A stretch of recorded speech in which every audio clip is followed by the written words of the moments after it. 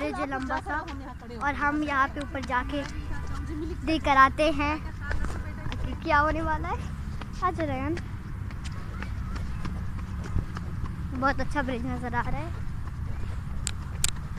हम ब्रिज में आ गए हैं, तो यहाँ से तो काफ़ी कुछ नज़र आ रहा है। वाह, अब हम उतरते हैं उस तरफ से, तो अभी हम भागने वाले इस पर स्लाइड टाइप है। यस यस, 1 2 3 गो। सब साइड पे से लड़ रहे हैं। वाह, देखो कैसे लड़ते हैं सींगों के दरमियान में। कैसे लड़ रहे हैं, ये लग रहा है हिरन का बेबी, जबरदस्त। And this is donkey, yes this is a donkey.